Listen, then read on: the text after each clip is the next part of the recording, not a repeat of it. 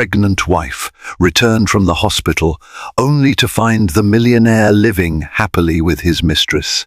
Caroline Rutherford's heart pounded the moment she stepped out of the hospital. After months of treatments to save her high-risk pregnancy, she expected a tender homecoming with her beloved husband, Richard, a man whose empire stretched from the glistening skyline of New York to opulent villas in the French Riviera. Yet, upon arriving at the grand marble foyer of their mansion, Caroline realized her world was about to collapse in an unimaginable way. Laughter echoed from upstairs, laughter that wasn't hers. Suspicion turned into dread. Never could she have imagined that while she fought for her unborn child's life, her millionaire husband found comfort in someone else's arms. Caroline Rutherford stood under the great chandelier that crowned the foyer of the Rutherford mansion. The house she once considered her castle now felt oppressive. She clutched a small medical discharge note against her chest. In her other hand, she balanced a bag of medication prescribed for her fragile condition. For several months, she had been away in Switzerland's famed Rosenberg Clinic, recommended by her physician, Dr. Maria Rosenberg, whose family had founded the private facility. The clinic specialized in high-risk pregnancies. Caroline's journey had been lonely and perilous, all in hopes of preserving the life of her unborn child. Yet, as she inhaled the perfumed air, a mix of fresh roses and expensive cologne, Caroline's intuition screamed that something was wrong. She pictured her husband, Richard Rutherford, a powerful businessman adored by tabloids and envied by colleagues. For years, he had exuded the aura of a devoted partner, a charming philanthropist who donated generously to global charities. Their marriage had not always been smooth, but she believed they stood on solid ground. That certainty began to crumble when she heard an unfamiliar female voice echo from the upstairs study. A radiant, tinkling laughter, so casual, so relaxed, and definitely not hers. Every step Caroline took felt heavier than the last, as if the house itself conspired to trap her in heartbreak. Caroline ascended the winding staircase, her hand trembling over the golden railing. She could almost feel the presence of betrayal thick in the air. As she reached the landing, the hushed sound of intimate conversation filtered through the corridor. She paused outside the study door, ajar, just enough to reveal the silhouette of a woman leaning comfortably against Richard's leather office chair. Her name was Bianca Moretti, a fashion designer from Milan, rumored to have captured the hearts and fortunes of powerful men. Caroline recognized her immediately. Several months ago, at a Paris charity gala, Bianca had stood beside Richard for a photo that ended up on numerous gossip websites. Back then, Caroline dismissed the speculations, trusting that her husband's devotion was genuine, but the image before her spoke volumes. Richard sat with one hand resting intimately on Bianca's knee, while he chuckled at something she whispered into his ear.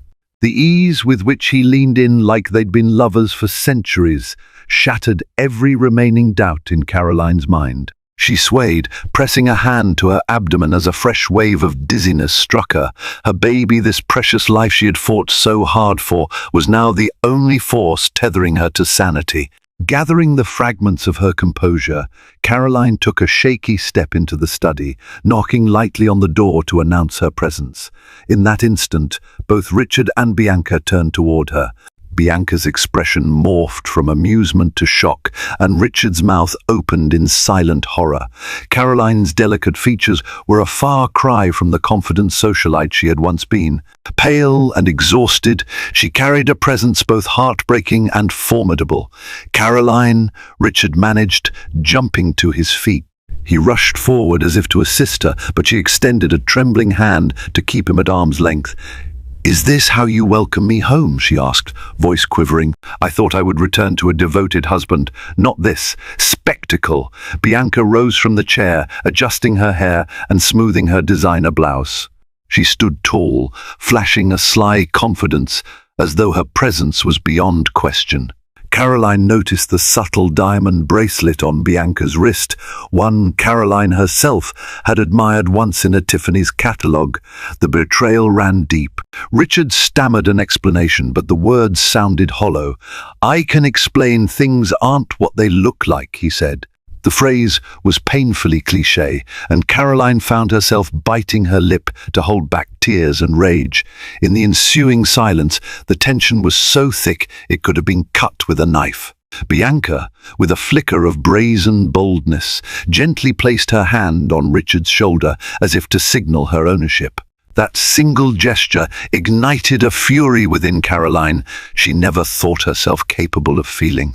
Caroline recalled the many hours she had spent in the clinic bed, the lonely nights connected to the fourth drips, the sharp pangs of fear when she thought she might lose the pregnancy, and the glimmer of hope each time a nurse brought good news.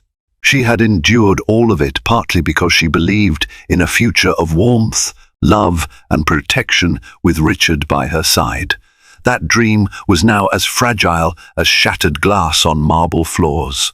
Suddenly, the opulent decor of the study mahogany bookshelves, vintage paintings, Persian rugs seemed to close in on her. She steadied herself, inhaling deeply to quell the wave of nausea rising from the pit of her stomach. With quiet determination, Caroline turned to Bianca first. "I suggest you leave," she said, her voice steady. Bianca's eyes narrowed, but she gathered her designer handbag and strutted toward the door, leaving behind a poisonous cloud of expensive perfume. Then Caroline faced her husband. "How long, Richard?" she asked, voice cracking. "How long have you been living in this lie?" Richard looked cornered, like a man who had just watched his world spin off its axis. "Caroline," he began, running a hand over his neatly trimmed hair. "This isn't what you think. Bianca was. She was just helping me manage some business deals in Milan. It's complicated." Caroline nearly laughed at the flimsy excuse. Their entire relationship felt like it was unraveling in slow motion. Slowly, she placed a hand on her abdomen, sensing the baby shift. A wave of protective anger fueled her words. "I risked my life for our child. I believed in the vow we made to face everything together. Meanwhile, you decided to play the devoted husband in public while you courted your mistress in private." The stinging bitterness in her voice was undeniable. Richard's eyes darted to the ground, unable to meet her gaze. While he might have been a titan in boardrooms, commanding deals worth millions, here he stood powerless. Caroline felt tears threaten, but she refused to break in front of him. She turned on her heels and walked out of the study, ignoring his pleas for her to stay. Each step down the hallway reverberated like a judge's gavel, sealing the first act of heartbreak in a drama far from its conclusion. Caroline locked herself in the master bedroom, the one she once shared with Richard, filled with memories of whispered laughter and early morning cuddles. Her reflection in the ornate mirror showed a woman she barely recognized, gaunt, pale, and hollow-eyed from months of medical stress. She recalled the day her obstetrician, Dr. David Macmillan, told her how precarious her pregnancy was. Complications threatened her health, and the baby was at constant risk. She flew to Switzerland under Dr. Macmillan's advice to seek specialized care, believing her husband would support her every step of the way. Yet, phone calls from Richard had grown increasingly rare over the last month, replaced by a parade of excuses. Sudden business trips, emergency board meetings, time zone conflicts. Caroline didn't want to be a suspicious wife who bombarded him with accusations, so she gave him space, trusting that his business empire demanded extraordinary attention. Now, that kindness felt like a cruel betrayal. She sank onto the bed, burying her face in a pillow to muffle sobs that shook her body. Through her tears, her resolve slowly solidified. She had to protect herself and her child. She refused to be an afterthought or a pawn in Richard's double life. The next morning, Caroline woke with swollen eyes and a dull ache throughout her body. She ventured downstairs to find the dining room table laden with her favorite breakfast items, fresh fruit, croissants, and a pot of chamomile tea steeping. A hopeful sign, perhaps an olive branch extended by Richard, yet he was nowhere to be seen. As she sipped her tea, she replayed the previous night's events in her mind. Every time she recalled Bianca's smug grin or the way Richard tried to stutter an explanation, anger boiled in her veins. But overshadowing that anger was a profound heartbreak. Her phone buzzed, pulling her back to the present. A text from her closest friend, Rebecca Smith, popped up. "How are you holding up? Heard you're back in town. Need to see you." Rebecca was one of the few people Caroline trusted wholeheartedly. In fact, she'd once confided to Rebecca about her fertility struggles before her pregnancy was finally confirmed. Caroline typed back, fingers trembling, "I'm not okay. Come as soon as you can." Moments later, she heard footsteps and turned to see Richard entering the dining room, looking determined. The tension between them was palpable. She straightened, preparing for the inevitable confrontation. Richard approached cautiously, hands tucked into the pockets of his tailored trousers. His gaze searched Caroline's face, seeking any trace of warmth. Finding none, he exhaled a defeated sigh. "Caroline, can we talk, please?" She gestured for him to sit, her expression icy. "Go ahead, talk." He lowered himself onto a chair across from her. She noticed how his usually confident posture was slumped. "I won't insult your intelligence by claiming there's nothing between Bianca and me. But it started. It started when the loneliness got to me." Caroline's heart clenched. "Loneliness? Do you realize how lonely I was in that hospital? Day after day, with doctors warning me I could lose this baby at any time. All I had was faith that you were my anchor, my reason to hold on." Richard swallowed hard. "I know," he said, voice shaking. "I failed you. I got caught up in the press, the company, in temptations. But I never wanted to replace you or our child." "Don't," Caroline snapped, cutting him off. "I'm not your consolation prize." He tried to reach for her hand, but she drew back. The silence that followed spoke more truth than any string of apologies ever could. Before Richard could voice another excuse, the doorbell rang. Caroline stood up, grateful for the interruption. She walked to the foyer, opening the grand doors to find Rebecca Smith.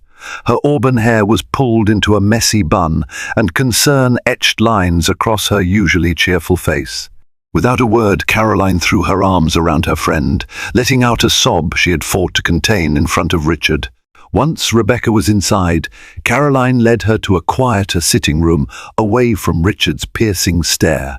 The instant they settled on a plush velvet sofa, Caroline poured out the story of her discovery, the mistress, the betrayal, her heartbreak. Rebecca's eyes blazed with fury on Caroline's behalf. "I can't believe he'd do this, especially after everything you've gone through for this baby," she said, shaking her head in disbelief. "You have legal rights, Caroline. Your health and your baby's health come first. Have you considered what you're going to do next?" Caroline wiped her eyes. She'd always admired Rebecca's level-headedness. "I'm not sure," she admitted. "I can't just forgive and pretend nothing happened. But leaving him, that's a massive decision, with consequences for me and for my child." Caroline's dilemma weighed heavily. She was married to a man whose wealth and connections stretched across continents. The Rutherford name carried influence that could charm politicians and quiet tabloids. Yet behind the glamorous facade lay a marriage stained by infidelity. Rebecca gently placed a hand over Caroline's. "No one can decide for you, but I'm here for whatever you choose. You deserve better than this. Your baby deserves better." Caroline nodded, feeling a swirl of gratitude and despair. Outside the window, she noticed Richard pacing by the gardens, speaking tersely into his phone.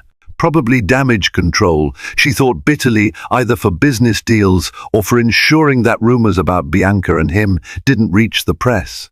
A memory flashed in Caroline's mind, the day she and Richard married in a lavish ceremony at St. Patrick's Cathedral in New York. Their families beamed as they exchanged vows. Afterward, they danced under glittering chandeliers, believing they were a pair destined for greatness. Now, the vow for better or worse sounded like a sad echo. At last, Caroline squeezed Rebecca's hand. "I need to meet with a lawyer," she said. The words tasted foreign and terrifying on her tongue, but in that moment she felt it was the right step towards self-preservation. Later that afternoon, Caroline slipped away from the mansion under the pretense of visiting her obstetrician. Rebecca had arranged a discreet meeting with James Caldwell, a respected family lawyer who had guided many high-profile clients through divorces. Caroline felt a pang of anxiety as her driver navigated the city streets. This was a road she never imagined herself traveling. At Caldwell's office, a sleek downtown high-rise, Caroline was ushered into a conference room with plush chairs and modern art on the walls. James, an older gentleman with a kind face, greeted her warmly. She explained her situation in a trembling voice, from the precarious pregnancy to the discovery of Richard's affair. James listened with professional empathy, taking notes. "Given Richard's substantial assets and the fact that you've sacrificed significantly for your pregnancy," he said, "you have considerable legal standing. Moreover, if he's been openly consorting with Bianca, that's strong evidence of marital misconduct." Caroline swallowed. "I never wanted it to come to this. All I ever wanted was a loving family. But now I have to protect myself, my baby." James nodded. "I understand. The next step, if you choose it, is to separate legally or physically. We can also file for full spousal and child support." Caroline nodded uncertainly, feeling her life pivot on this decision. When Caroline returned to the mansion, she found Richard waiting in the foyer, wearing a stormy expression. He must have received some hint of her whereabouts, or guessed it.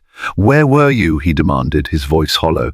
She set her purse on a console table with deliberate slowness. "I had an appointment," she replied calmly, avoiding his eyes. "An appointment with Dr. Macmillan?" he pressed. "I'll remind you, I can reach his office with a single call." Caroline's lips tightened into a thin line. She had rarely seen him like this, panicked, desperate for control. "No, it wasn't Dr. Macmillan. And I don't have to disclose my every move to you, not anymore." Richard drew closer, his voice lowering. "Caroline, don't push me away.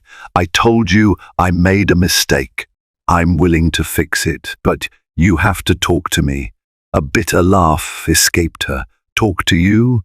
The time for talking was when I was in Switzerland, calling you late at night, praying you'd pick up the phone so I wouldn't feel alone. You ignored me. Now you're worried about the fallout. Don't pretend this is about me." She brushed past him, heading upstairs with her heart pounding. She knew each step she took toward independence would heighten Richard's desperation and possibly his manipulative tactics. That evening, Rebecca returned, offering her unwavering support. Together, they packed a few of Caroline's essentials into a small suitcase. She intended to move into a penthouse suite that Rebecca had arranged through a friend of hers, Melissa Caldwell, James Caldwell's daughter, who managed luxury properties. This suite would grant Caroline some privacy away from the prying eyes of staff, neighbors, and most importantly, Richard. Caroline had no illusions about how Richard would react when he discovered her plan to leave. She felt a pang of sadness at the thought of abandoning the home she'd decorated and cherished. But the constant sting of betrayal within those walls was too heavy a burden. As she was about to close the suitcase, she caught sight of her wedding photos displayed on the nightstand. She paused, staring at the beaming faces of two people who believed in forever. Quietly, she slipped the photo from its frame and set it aside. Part of her wanted to tear it to shreds, but another part still clung to the hope of preserving memories for her child's sake, if nothing else, a record of a time when love had been pure. Rebecca guided her downstairs as discreetly as possible. The car waited, engine humming, ready to whisk Caroline into an uncertain new chapter. Richard intercepted them at the front door. His normally composed demeanor cracked, revealing raw desperation.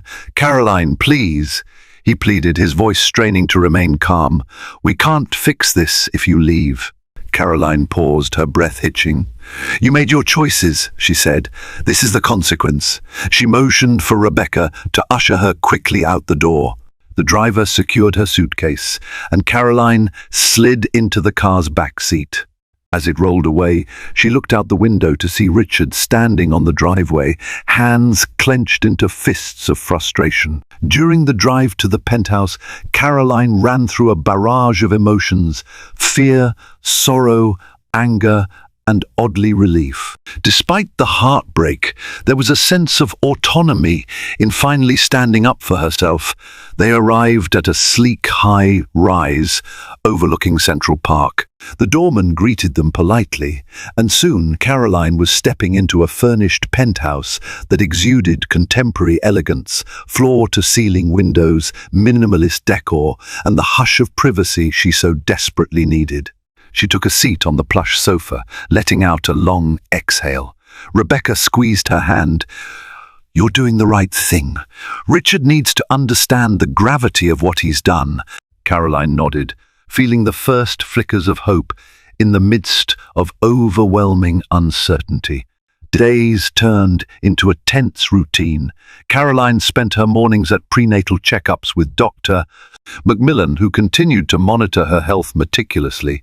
Even though the immediate risks had eased somewhat, stress was the last thing her delicate condition needed. Yet each day brought new challenges: calls from Richard, unanswered texts, bouquets of flowers delivered to the penthouse in an attempt to win her back. Some nights, Caroline couldn't sleep. She'd pace across the penthouse's living room, gazing out at the glittering city lights, tears brimming over. She felt the baby move, a soft flutter that reminded her of the life she needed to protect. Though she still wore her wedding ring, the cool metal felt like a chain, binding her to a reality that no longer existed. Word of the scandal slowly leaked into social circles. A few tabloids printed vague hints about trouble in the Rutherford marriage. Caroline's phone buzzed incessantly with messages from acquaintances feigning concern or fishing for gossip. She remained resolute in her silence, determined to keep her personal war out of the public eye as much as possible. Rebecca, unwavering in her role as confidant, urged Caroline to stay focused on her health and the future.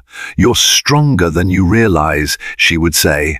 One day at a time. Late one afternoon, Caroline visited the Rutherfords' family lawyer, separate from James Caldwell, to discuss her legal standing as the spouse of a high-profile billionaire. This lawyer, Penelope Addison, had known Caroline since the early days of her marriage to Richard. When Caroline explained the situation, Penelope's kind eyes clouded with sadness. "Caroline, the first sorry you're facing this," Penelope said. "Richard is a powerful man, but so are you in this scenario. You hold the moral high ground, and the courts would favor you strongly if it comes to custody or divorce proceedings." Caroline wrapped her arms protectively around her growing belly. "I just want to ensure my child won't suffer from any financial or legal battles. I've seen too many stories of children caught in the crossfire." Penelope offered a reassuring smile. "Richard is many things, but he adores his family name and legacy. He won't want to be known as the father who abandoned his own child. Regardless, we'll secure the necessary legal protections." Walking out of Penelope's office, Caroline felt an unexpected surge of courage. For so long, she had relied on the identity of being Richard's wife. Now, she was discovering her own strength as a mother determined to shield her child from the storm. Richard Rutherford's carefully curated world was beginning to crack under the weight of mounting rumors and personal guilt. Whispers of his affair with Bianca Moretti had leaked far enough to reach the Rutherford Corporation's board of directors, an elite group known for its rigorous scrutiny of any scandal threatening the family empire. A special meeting was called, during which several board members quietly voiced concerns about the detrimental effects of such negative publicity on investor confidence and stock performance. Others, more discreet but equally alarmed, wondered if Richard's new distractions were undermining his usual sharpness in steering the company's strategic direction. Behind the polished conference table and the sleek city views, Richard sat, perspiration gathering at his collar. He feigned composure, weaving half-truths about a harmless misunderstanding. Yet as he glanced from one stern face to another, the reality of his double life pressed upon him like a vice. He left the meeting with a sense of dread he had not felt before, an uneasy mix of fear that Bianca's name was on everyone's lips, and an even deeper concern about losing control. Returning to his office, Richard sank into his leather chair and stared at the framed family photograph on his desk. Caroline's gentle smile and bright eyes seemed to accuse him of recklessness. Guilt over betraying her mixed with anger at her sudden decision to separate from him. In fleeting moments of honesty, he acknowledged that he had allowed himself to be seduced by Bianca's flattery, the glamorous parties, and the thrill of stepping outside his predictable marriage. But he had never believed Caroline would discover the affair so directly, let alone walk out. Meanwhile, Bianca felt emboldened by the newfound spotlight. With Caroline gone, she assumed she would occupy a more significant role in Richard's life. She demanded invitations to lavish galas, charity auctions, and investors' dinners, flaunting designer gowns and clutching his arm possessively for every camera. The press, hungry for salacious headlines, began describing them as an emerging power couple. Magazine spreads painted Bianca as a vibrant fashion muse and Richard as her wealthy benefactor. But beneath the glossy surface, tension simmered. Each time a magazine or blog speculated about his crumbling marriage, Richard was haunted by the realization that he had become a man he despised, someone who had traded genuine devotion for fleeting excitement. Late at night, alone in his penthouse study, he scrolled through old text messages and photographs, impulsively typing apologies to Caroline. More often than not, she left them unanswered, a silence that spoke volumes of her pain and served as a stark reminder of his own profound mistakes. Caroline settled uneasily into her temporary home, the quiet penthouse she had rented to escape both the suffocating walls of the Rutherford mansion and the relentless media spotlight. Although the space offered privacy, floor-to-ceiling windows, and a serene view of the city skyline, it was impossible to shut out the noise of gossip swirling around her life. News outlets and social media platforms buzzed with speculation about Richard's affair, Bianca's brazen public appearances, and the fate of Caroline's marriage. Whenever Caroline ventured outside, photographers jockeyed for position in the lobby, hoping to capture a single revealing image or coax a comment from her. Under this pressure, Caroline's emotional and physical health wavered. Sleep became elusive, haunted by nightmares in which she relived the moment of discovering her husband's betrayal. Her once healthy appetite shrank, replaced by waves of nausea that often had little to do with her pregnancy and everything to do with her turmoil. Rebecca, her ever-loyal friend, visited daily. She fretted over Caroline's pallor and insisted that she see a therapist for the trauma. Initially hesitant, Caroline relented. She knew deep down that she could no longer process the pain alone. Dr. Lucinda Delgado, a soft-spoken woman with warm, empathetic eyes, specialized in helping high-profile clients navigate personal crises.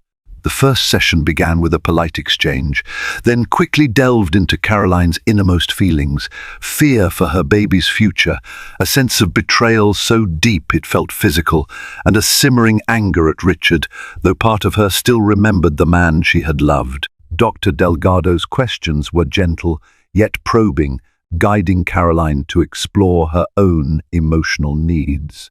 Caroline had never considered just how much she had sacrificed for Richard's demanding lifestyle.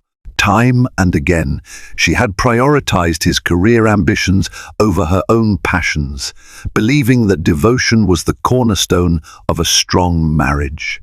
When the session ended, Caroline felt exhausted but also oddly liberated. She realized healing would be neither quick nor straightforward. Nonetheless, she walked out of Dr. Delgado's office with a faint spark of hope. Perhaps she could piece her life back together, not by returning to the way things were, but by forging a new path shaped by self-respect and self-awareness. Day by day, she resolved to untangle her identity from Richard's powerful shadow, focusing instead on nurturing the future growing inside her. Even though she remained uncertain about what lay ahead, this first step toward healing felt like choosing to breathe again after far too long. Caroline's journey took an unexpected turn one sunny morning when she felt a sharp pain radiate through her abdomen. Panic swelled. She immediately called Dr. Macmillan, who advised her to head to the hospital. Rebecca rushed to drive her, weaving through Manhattan traffic with knuckles white on the steering wheel. At the emergency room, Caroline was admitted for observation. Tests revealed elevated stress levels and potential complications with her blood pressure. Dr. Macmillan warned that if she didn't find a way to reduce the strain, it could endanger her and the baby. The possibility of preterm labor loomed a terrifying reminder of how vulnerable life could be. News of Caroline's hospital visit reached Richard in a matter of hours. He abandoned his afternoon meetings and dashed to her bedside, ignoring the suspicious looks from staff and bystanders. When he arrived, he found Caroline resting, pale and exhausted, and the fourth drip in her arm. Hesitantly, he approached, not sure if she would reject him. Caroline opened her eyes, meeting his anxious gaze. She had no energy to argue or berate him. In that moment, the father of her child was there, and she found a tiny shred of comfort in not being completely alone. Caroline's hospital stay stretched into several days. Under Dr. Macmillan's supervision, her condition stabilized, but she was advised to remain calm and well-rested. An uneasy truce formed between her and Richard. He lingered in the hospital room, quietly helping with small tasks, adjusting pillows, ensuring her meal tray was properly placed, fetching water. They spoke little of their marital crisis. The tension was still thick, but an unspoken compassion for the baby united them in that sterile environment. Bianca, however, was far from pleased. She bombarded Richard's phone with calls and texts, demanding to know why he had vanished and insinuating that Caroline was manipulating him. Torn between guilt and obligations, Richard mostly ignored Bianca's tirades, focusing on Caroline and the precarious health of their unborn child. One afternoon, as Caroline dozed, Richard stepped outside to take a call from the board of directors. That's when Bianca unexpectedly appeared, finding him in the hospital corridor. She wore a glamorous outfit that clashed with the austere surroundings, her face twisted in jealousy. "So this is where you've been hiding," she hissed. "I deserve answers, Richard. Don't forget our plans." His jaw tightened. For the first time, he felt annoyed by her demands. "Bianca, not now. Caroline is pregnant with my child, and she's in danger. Show some decency." Her eyes flared. The confrontation marked a turning point in their illicit relationship, a glimmer that the affair's shimmering allure was beginning to tarnish. Inside the hospital room, Caroline stirred awake to find Richard gone and no sign of a nurse. Confusion and anxiety spiked her heart rate. She carefully sat up, pressing the call button. Moments later, a nurse checked her vitals, offering reassurances that her husband had stepped out momentarily. Exhaustion washed over Caroline. She yearned for the life she once dreamed of, a devoted husband, a stable home, and the excitement of awaiting their child. Instead, everything felt marred by betrayal, mistrust, and the public spectacle brewing outside these walls. The ring on her finger felt heavier than ever, a symbol of vows unkept. When Richard finally returned, Caroline studied the guilt etched across his face. "Where did you go?" she asked softly.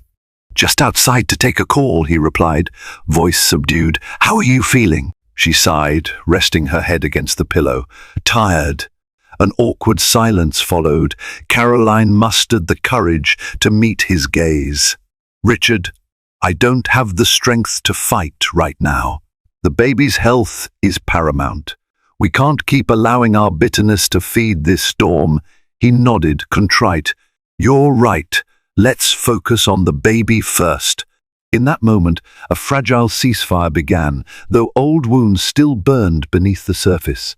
After a week, Caroline was discharged from the hospital with strict orders to avoid stress. Richard insisted she stay at the mansion, arguing that she'd have better access to round-the-clock care and more space to relax. Though initially hesitant, Caroline conceded for the baby's sake on the condition that Bianca was never to set foot on the property again. Entering the mansion felt surreal. The same grand foyer, the same glittering chandelier, now overshadowed by memories of betrayal. Yet, the staff hurried to accommodate her, preparing healthy meals and a serene atmosphere. Richard turned an empty guest suite into a private retreat for Caroline, offering her distance from the master bedroom that held too many painful reminders. At first, conversation between them was limited to mundane updates, meal preferences, doctor appointments, business headlines. Each day, they navigated a labyrinth of tension, uncertain how to balance their shared love for the baby with their fractured relationship. Caroline often retreated to a sun-drenched alcove overlooking the gardens, reading parenting books or journaling her tangled emotions. Richard tried in small ways to make amends, fresh flowers in her room, a gentle inquiry about her health, or picking up a parenting magazine left on a table, but no apology could erase the past. Caroline remained cautious, heart barricaded behind the fortress of heartbreak. Time moved forward, and Caroline entered her 7th month of pregnancy. The more her belly grew, the more she realized how much her life had changed since that first moment she found Richard with Bianca. Yet among the turmoil, subtle shifts began to shape their new normal. On a few occasions, Richard accompanied her to Dr. Macmillan's appointments. He asked questions about the baby's progress, listened carefully to instructions, and even expressed wonder at hearing the baby's heartbeat, a sound that softened some of Caroline's guardedness. Word from the outside world was not so gentle. Bianca's modeling contract with a luxury brand skyrocketed her visibility. She was often photographed partying in Monaco or dining in exclusive restaurants, sometimes alluding to the powerful man who changed her life. Insinuations in tabloids hinted that she expected Richard to bankroll her glamorous lifestyle. Yet, Richard visibly began withdrawing from her, diverting his energy into damage control and his impending fatherhood. Caroline observed these changes with cautious hope. Each small act of responsibility from Richard was a reminder of the man she once loved. Still, trust remained elusive. Could she ever forgive him? If so, would that forgiveness be genuine or merely a compromise for the sake of their child? When Caroline reached her 8th month, Dr. Macmillan recommended she remain on partial bed rest to reduce the risk of premature labor. Confined to her suite, she found solace in planning the nursery. Despite the uncertainty, she wanted her child's room to be a haven of warmth. Soft pastel walls, plush toys, and a vintage rocking chair gifted by her mother. She entrusted the staff to bring her swatches of fabric, pictures of cribs, and adorable baby outfits. One day, while she was reviewing a baby journal, Richard knocked and entered softly. He carried a small box wrapped in silver paper. "I wanted to give you this," he said, setting the box beside her on the bed. Inside was a delicate gold locket engraved with the initials CR, and inside, a place for a photograph of their baby. Caroline pressed her lips together, tears threatening. It was a thoughtful gesture, reminiscent of the considerate Richard she had once cherished. She looked up at him. "Thank you," she whispered, her voice thick with emotion. He nodded, relief flickering in his eyes. "It's the least I can do." For a moment, they lingered there in tentative tranquility, yet neither dared to address the looming question, could their relationship ever be salvaged? Caroline was resting in the upstairs sitting room, trying to calm her breathing after yet another uncomfortable round of Braxton Hicks contractions. Although Dr. Macmillan had assured her these sporadic tightenings were natural, the stress of her deteriorating marriage was a weight she felt in every tendon and muscle. At 8 months pregnant, she had little energy to spare, yet she remained vigilant, listening for any sound that might herald more drama in the once peaceful mansion. A sudden commotion in the foyer jolted Caroline from her thoughts. Alarmed, she rose carefully, one hand supporting the small of her back while the other protected her belly. She moved toward the sweeping staircase, her steps slow but resolute. Below her, she spotted Bianca Moretti in a stylish yet overly dramatic coat, gesticulating wildly as she confronted Richard. The voices echoed across the high ceilings, their fury palpable. From her vantage point on the stairs, Caroline watched Richard's posture tense. His voice, usually controlled and confident, was taut with anger. "Bianca, you can't just barge in here," he snapped, his attempt at maintaining composure fraying at the edges. Bianca's eyes flared at Caroline's movement. Spotting her rival at the top of the staircase, she directed an icy sneer upward. "Oh, the invalid wife decides to join us," she said, her tone dripping with condescension. "Congratulate yourself, Caroline. You've done an excellent job chaining Richard to you by waving your pregnancy around." A surge of indignation washed over Caroline. She placed one hand protectively on her abdomen, feeling the baby shift in response to her elevated heartbeat. "If you think this child is a ploy, you know nothing about me," she shot back, trying to keep her voice steady despite the anger roiling inside. "I would have walked away long ago if it weren't for my unborn daughter and the hope that Richard might learn from his mistakes." Bianca's sharp laugh reverberated off the marble floors. Her gaze flicked over Richard with a dangerous glint, as though she might lash out at him next. Sensing the confrontation escalating, he gestured for the security staff to intervene. 2 uniformed men hurried to Bianca's side, gently but firmly guiding her toward the door. She resisted at first, spewing final threats over her shoulder. "You'll regret humiliating me like this," she hissed, her voice echoing in the cavernous entryway.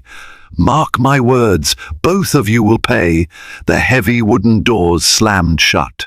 In the silence that followed, Caroline stood trembling at the top of the stairs. She looked down at Richard, who stared at the closed doors with a mixture of anger and dread.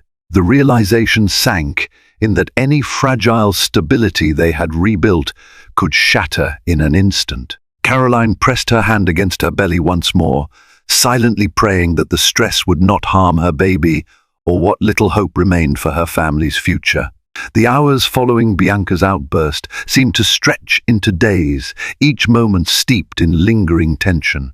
Caroline found herself checking every locked door and window, worrying that Bianca might actually attempt some form of revenge. She tried to distract herself by reading baby books or browsing through nursery catalogues, but her thoughts inevitably drifted to the scene in the foyer, Bianca's sneer, her poisonous words, and the way Richard had struggled to maintain control. Richard, for his part, was on constant edge. He fielded calls from his security team, his legal advisors, and various staff members, all concerned about Bianca's threats. More than once, Caroline overheard hushed conversations behind closed doors, Richard's voice low and urgent.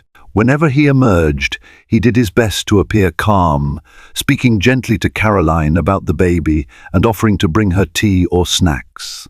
Yet there was a forced politeness between them, like 2 people occupying adjacent rooms in a house of cards, afraid a single misstep would bring everything crashing down.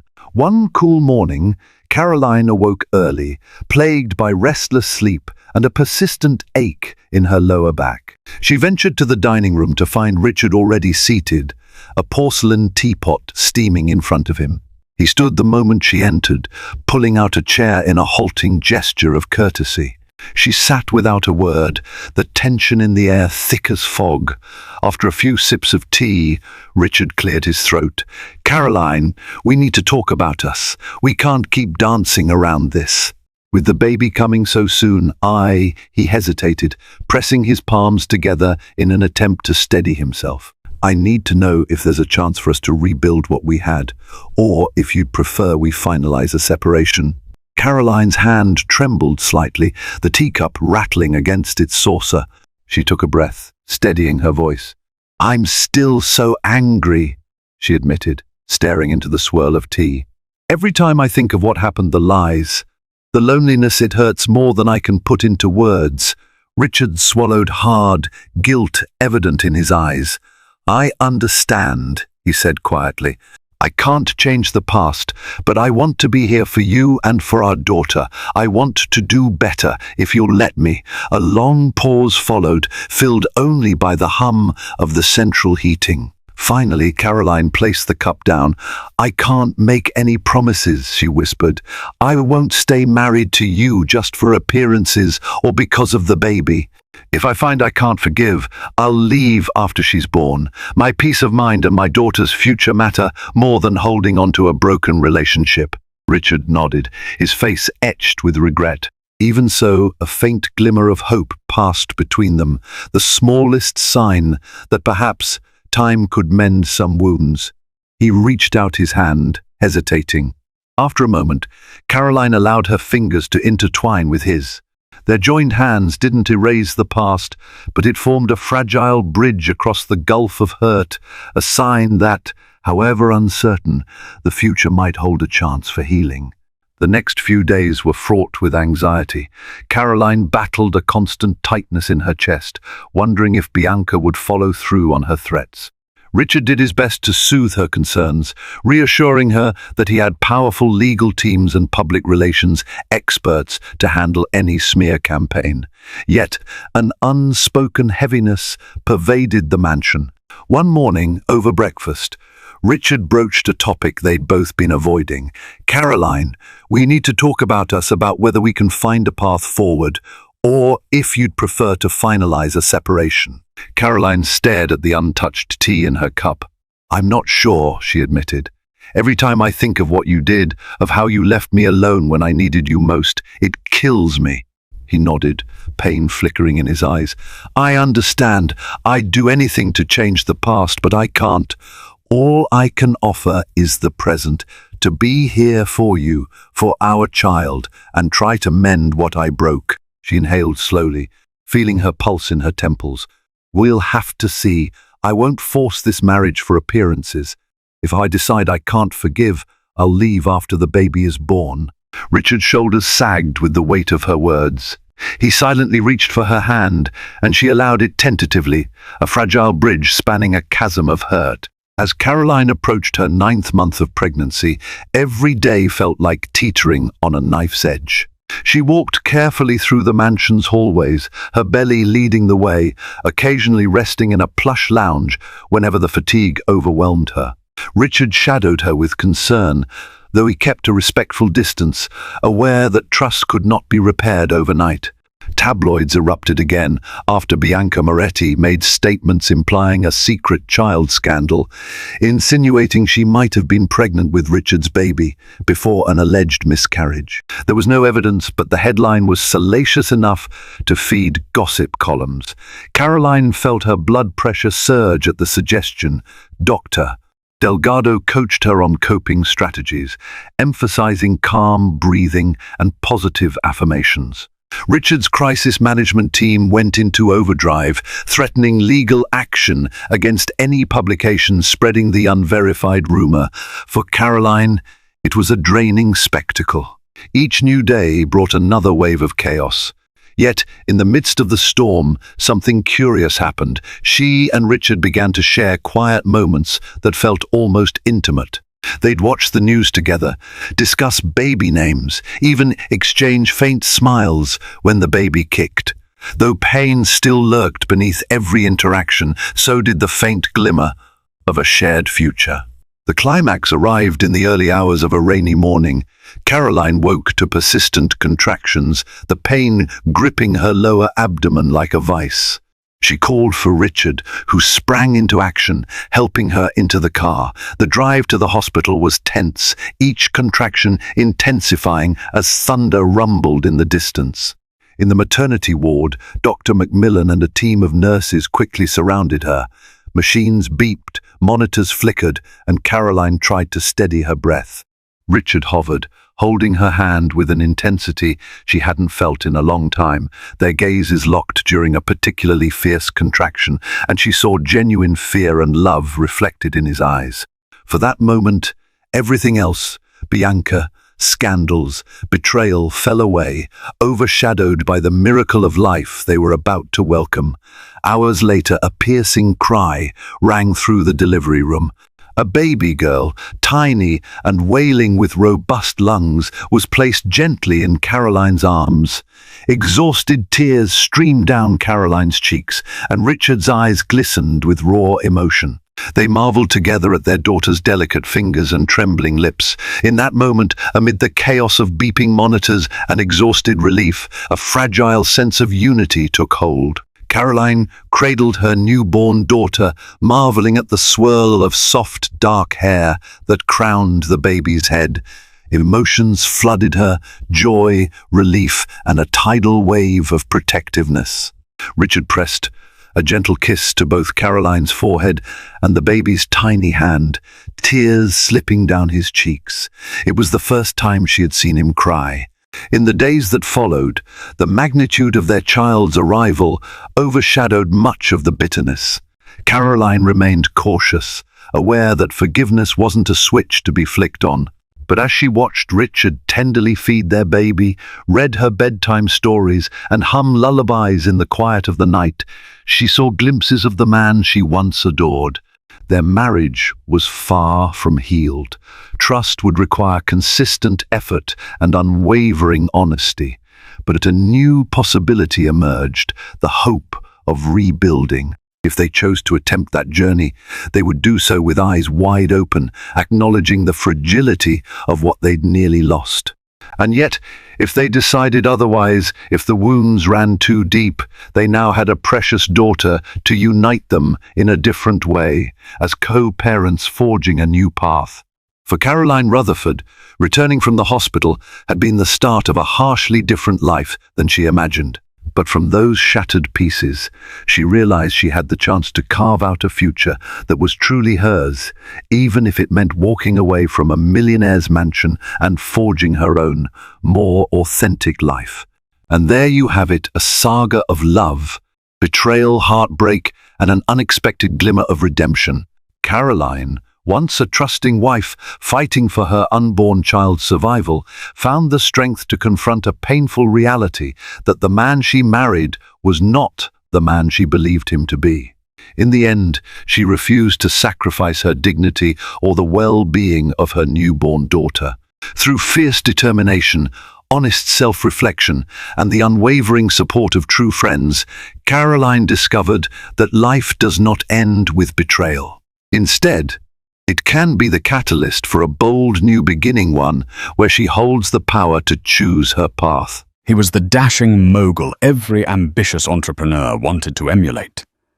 She was the poised, loyal wife who had stood by him from humble beginnings. No one would have guessed that behind the gated mansion's manicured lawns, betrayal festered like poison.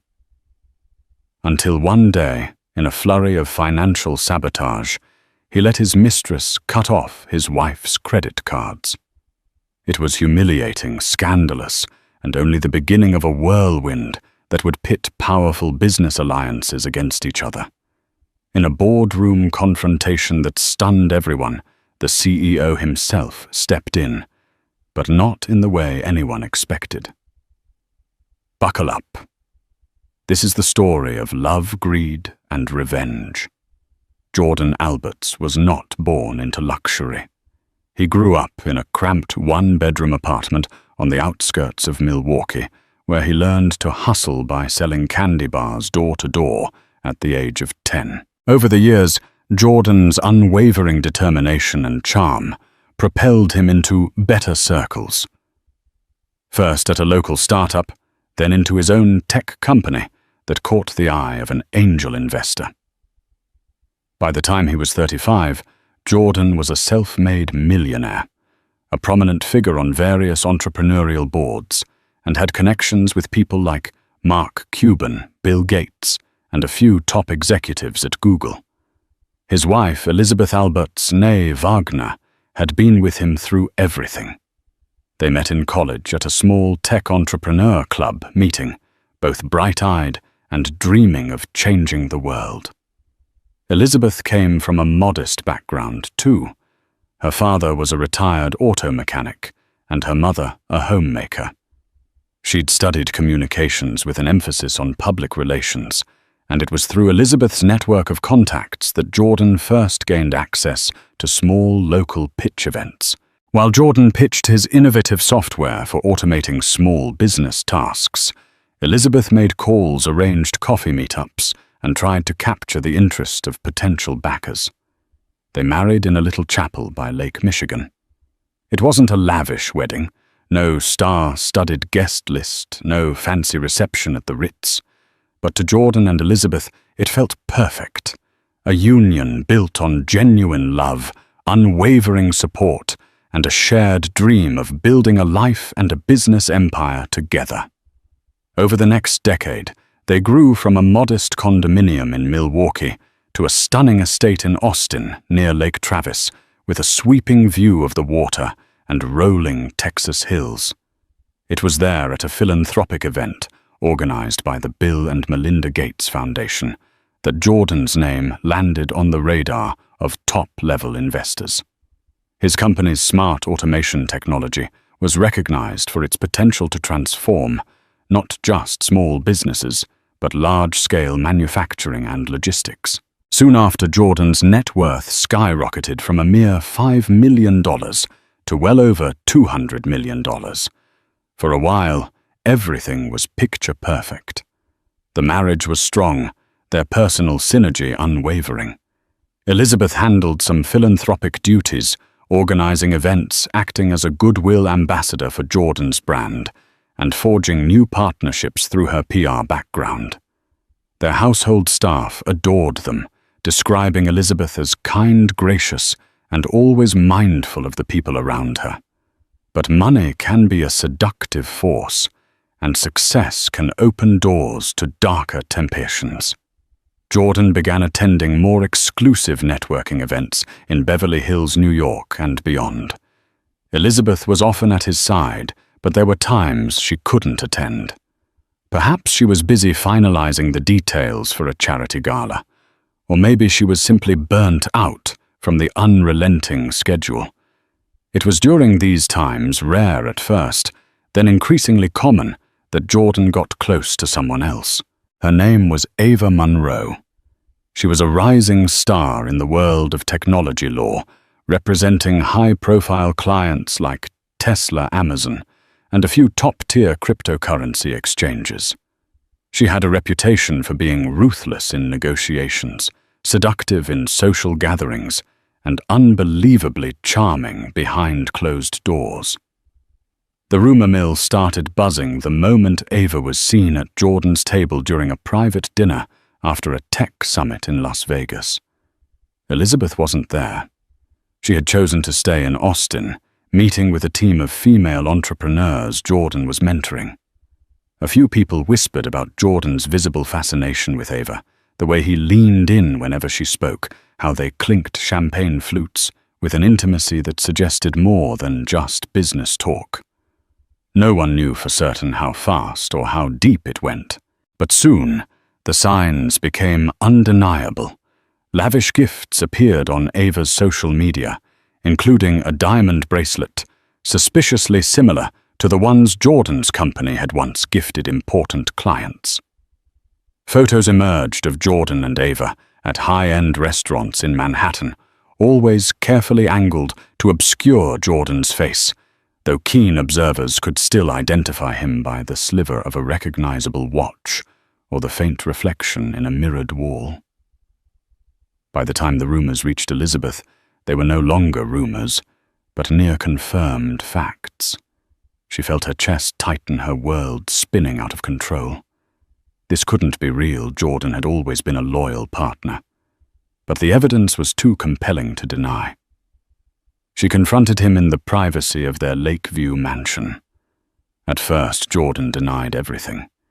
Yet denial quickly turned into a half-hearted admission once Elizabeth presented him with photographic evidence.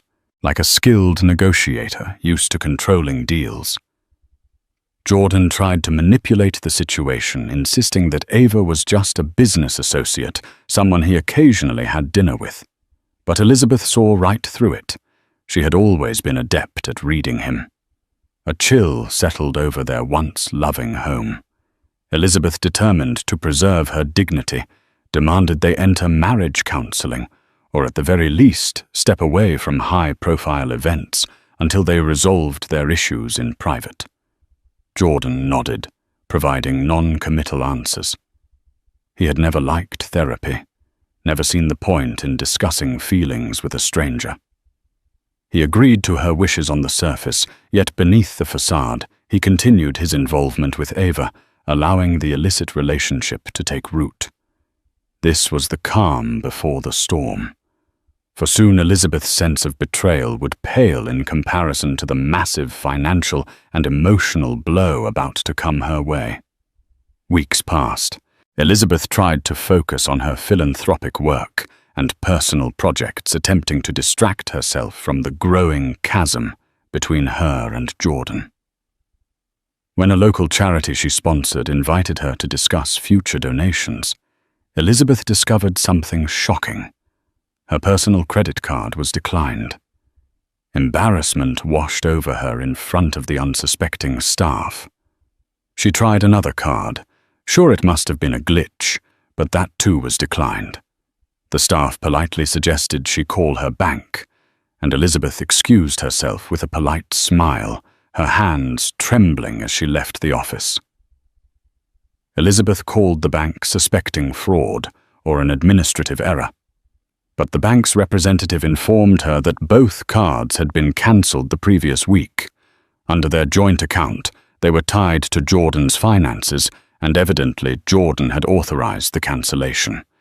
It felt like a punch to the gut. Why on earth would Jordan cancel her cards without her knowledge or consent? They had never had major financial disputes. Elizabeth always had access to family funds, albeit responsibly. She dialed Jordan, but the call went straight to voicemail. She sent him several frantic texts. No response. Later that evening, Jordan came home exuding an air of tired disinterest. Elizabeth confronted him the moment he walked through the door. Under the chandelier's glow, which reflected in her tear-filled eyes, Jordan brushed aside her questions with a dismissive wave. "I needed to consolidate our finances," he said, removing his blazer. "You can use the joint checking account for a while." "No big deal, no big deal." Elizabeth's frustration swelled.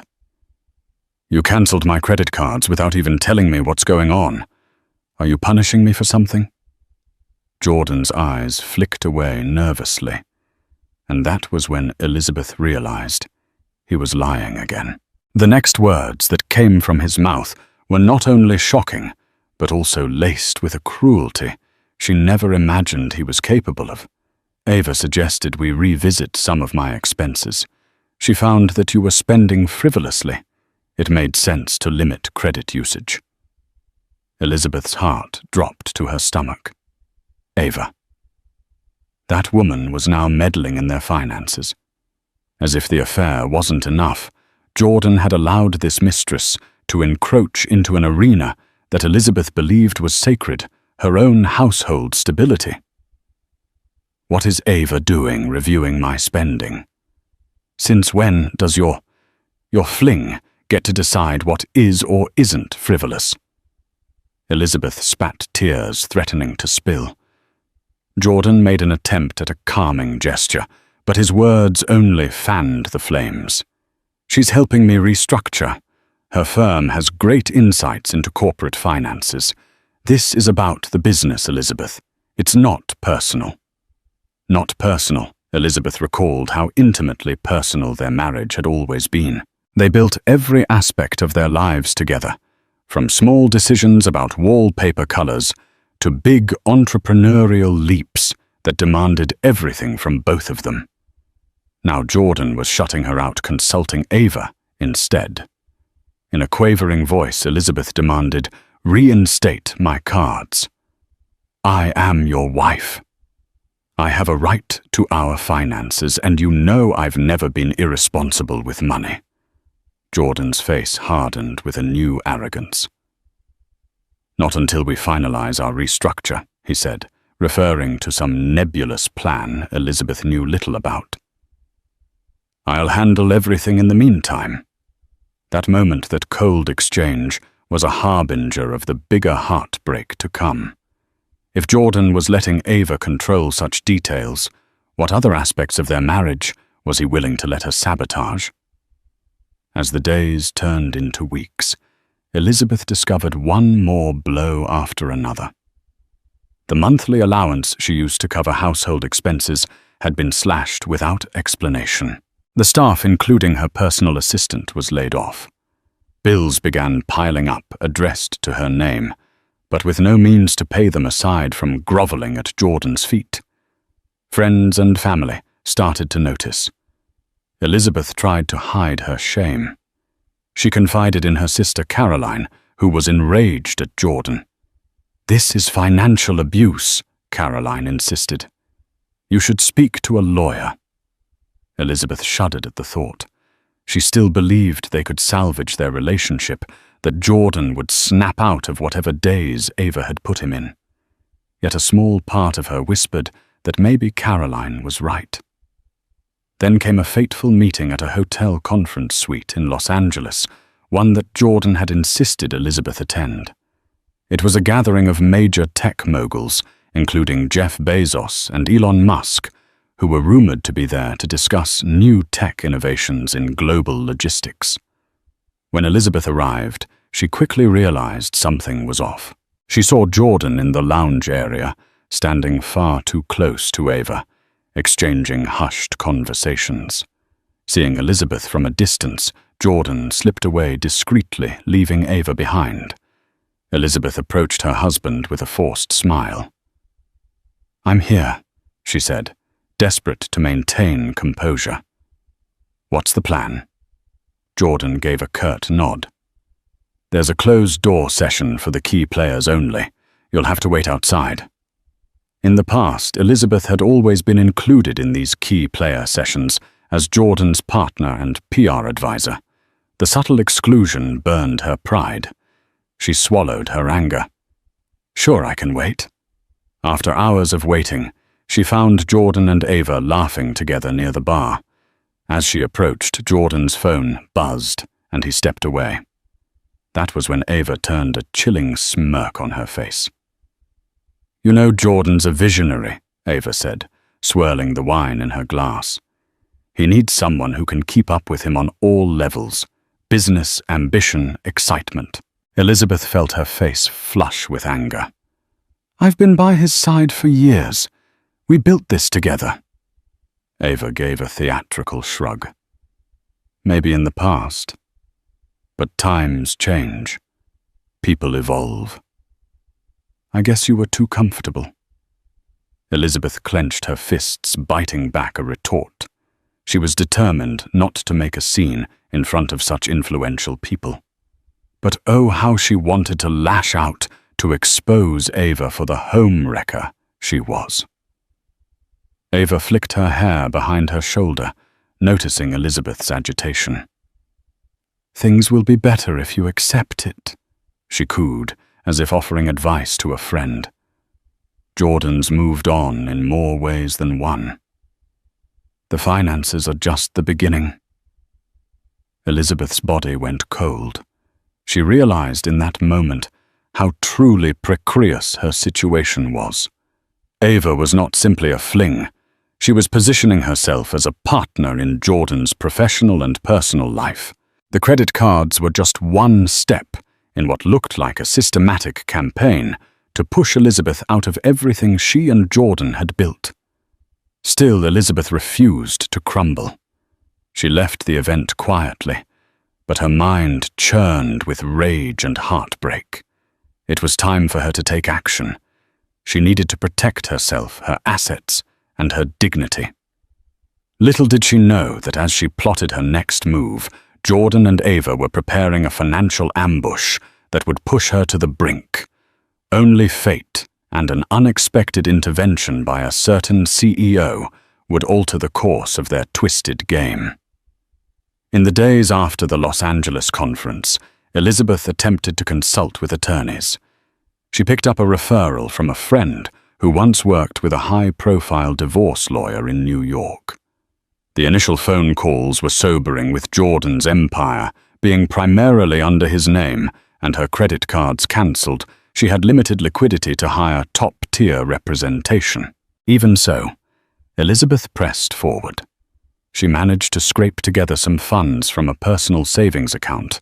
Jordan had no access to money she had set aside from her early PR consulting days. It wasn't a large sum, but enough to secure a preliminary consultation. During that consultation, her lawyer, Michelle Liu, a bright and empathetic but hard-hitting attorney based in Houston, laid out the hard truth. Financial abuse and infidelity are serious grounds for divorce, Michelle said, scanning through Elizabeth's financial statements. But if Jordan's funneling money and assets into new accounts under his own name, or shifting resources to places you can't see, we need proof, and we need it fast. Elizabeth swallowed. She recounted Ava's involvement, how she was effectively orchestrating the restructuring. Michelle's pen scribbled quickly over a notepad. You have a right to half of the marital assets, Elizabeth, but it looks like your husband is 2 steps ahead. We must move quickly. The plan was to gather evidence of Jordan's wrongdoing and file a court order to freeze marital assets, ensuring Elizabeth had a fair shot. But as they began drafting documents and rummaging through what records, Elizabeth had an avalanche of shocking details surfaced. Jordan wasn't merely cancelling credit cards. He was transferring stocks from their joint portfolio into an account under his newly formed trust. He had changed the authorized signatory details for a few of their properties, effectively locking Elizabeth out. He was also taking out lines of credit against certain properties, presumably to fund new ventures that, as Elizabeth suspected, involved Ava. The emotional strain weighed heavily on Elizabeth. She couldn't sleep, her appetite waned. Each day felt like standing at the center of a storm. Yet if she thought this was the worst of it, she was mistaken. One evening, after finalizing some documents with Michelle, Elizabeth returned to her mansion to find her key card didn't work on the electronic locks. Pounding on the door, she shouted for the live-in staff if any were left. Seconds later, the door opened slightly, revealing Ava's face. "Jordan's not here," Ava said icily. "You should call next time." Elizabeth's heart hammered. "This is my home. Get out of my way," she demanded, trying to push past. But Ava slid in front of her, refusing to budge. "He told me you're not welcome here anymore until the legal mess is settled," Ava sneered. "I have every right to ask you to leave." Elizabeth was trembling with fury. "You have no rights here. You're the mistress, not the wife." With a cold laugh, Ava stepped aside and pointed at Elizabeth's luggage haphazardly placed in the foyer. "Jordan left these for you," she said. "He said to pack whatever else you need and let security escort you out if you refuse to leave." Elizabeth blinked away tears, her throat raw with outrage. She was being thrown out of her own home by the woman who had intruded into her marriage. That moment was a cruel epiphany. Jordan had not only cut off her finances, but now he was physically pushing her out of the place she had shared with him for years. Yet in all that darkness, a sliver of light emerged the next morning. Elizabeth received a phone call from a close mutual friend, Marcus O'Donnell, who worked with Jordan at a large tech conglomerate in Dallas. Marcus was someone Elizabeth trusted, an executive who had known Jordan since the early days. He had seen them build the company from the ground up. Elizabeth Marcus said, his tone urgent. "I don't know everything that's going on, but I heard from your staff that you've been locked out. There's a board meeting next week. Jordan wants to finalize some big decisions. If you can get to that meeting and talk to the chairman, maybe you can find some leverage." Elizabeth's breath caught in her chest. The chairman of this particular conglomerate was none other than famed CEO David Hartridge, known not just for his visionary leadership, but also for a strict code of ethics. Over the years, Hartridge had invested heavily in Jordan's business. He was the reason Jordan sat on that board. "He's not the type to meddle in personal affairs," Marcus warned. "But if Jordan's pulling stunts that compromise your share in the company, Hartridge might step in. He's big on fairness and hates scandal." It was the glimmer of hope Elizabeth needed. She thanked Marcus profusely. The plan was simple: attend the board meeting, confront Jordan in front of Hartridge, and present enough evidence of Jordan's wrongdoing to ensure the board and possibly the entire conglomerate would not stand for it. She spent the week gathering documents, bank statements, and text message screenshots that implicated Jordan in unscrupulous financial moves. Michelle Liu helped compile everything into a neat folder. "You need to be prepared for Jordan to lash out," Michelle warned. "He'll try to discredit you in front of the board." Elizabeth nodded her determination, overshadowing her fear. She practiced her speech, reciting it in the mirror of her modest hotel room, where she had temporarily moved. Heart pounding, she told herself that if there was ever a time to fight, it was now. Finally, the day of the board meeting arrived. Elizabeth dressed in a sleek black pantsuit that radiated confidence. She walked into the corporate skyscraper in downtown Dallas, her chin held high despite the knot in her stomach. She spotted Jordan in the corridor, flanked by Ava and a couple of the board members. As soon as he saw Elizabeth, his expression darkened. "You're not supposed to be here," Jordan said, trying to keep his voice low. Elizabeth raised her chin. "I'm still an investor in your company. I hold shares. So yes, I'm attending the board meeting." Ava stepped in with a condescending smile. "Don't make a scene, Elizabeth. This meeting is for serious stakeholders." "I am a serious stakeholder," Elizabeth retorted, voice steady. "I'm your wife, still legally, and I'm half of this empire's foundation." Behind them, a tall figure approached CEO David Hartridge himself, a man in his 50s with graying temples and a firm handshake. He regarded Elizabeth with polite curiosity. "Ms. Alberts, I presume?" Elizabeth nodded, handing over her invitation papers and a letter from her attorney, which stated that she possessed partial shares.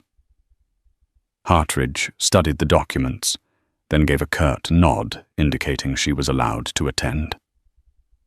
Jordan shot Elizabeth a glare that spoke volumes. You have no idea what you're getting into. But Elizabeth did. She was here to preserve her dignity, her livelihood, and the legacy she had helped build. The meeting commenced in a sleek conference room with floor-to-ceiling windows overlooking the Dallas skyline.